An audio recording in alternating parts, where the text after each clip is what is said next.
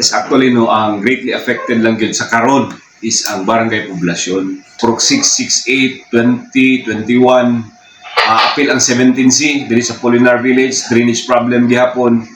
Ato pang subayon karon ang Prog 13, pero once kani nga mo subside na panlibatuhan, most probably dili na siya ingon na nakadali mong saka sa dukot ko. So along panlibatuhan creek mao gyud na apektuhan.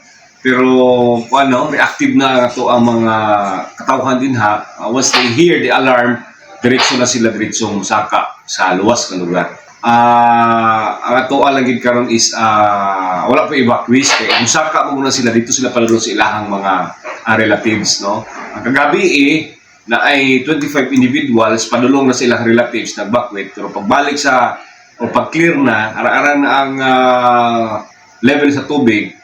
So, at balik sila sa ilahang lugar. Empty evacuation na hitabo kagapon. Overflow siya, 1 foot no, sa ito ang spillway ang kagabi. So, karon wala na siya. Nagtupong lang din siya karon sa spillway na to. Wala na din naka-overflow. Pero ang ito din hamong good is kaning panlibatuhan is very dangerous tungod kay flash flood kasagara ang pagbaha din ha. So, we anticipate the worst case scenario. That's why sayo pa lang ginamandatory evacuation and forced evacuation na ginatutong katawhan tungod kay gusto nato nga dili sila mabuta sa peligro niya gabi ra ba mas lisod ang pagresponde o pagrescue sa tong tao nga na-trap kung gabi. Once pinatilan ang magbaha kasagaran na is drainage problem, no, drainage problem kay ang traverse gis pinatilan kung imuhang kuan subayan na siya Pulangi River mas delikado, pero so far karon ang Pulangi River wala man nagswell, wala nagbaha. Kana siya atuan na sa kong grupo para nga ma-assess og ato ang barangay aron makita og angayan ba nato i-silt ang ilahang mga drainage canal. Sa atong mga katawhan, among gihangyo ang tanan sa inyong kooperasyon, mahimo magbinantayon kita sa atong palibot kung aduna gani pag-ulan-ulan. You must have to strategize, mo paingon unsa ang inyong pagdalon ug asa ang rota ninyo.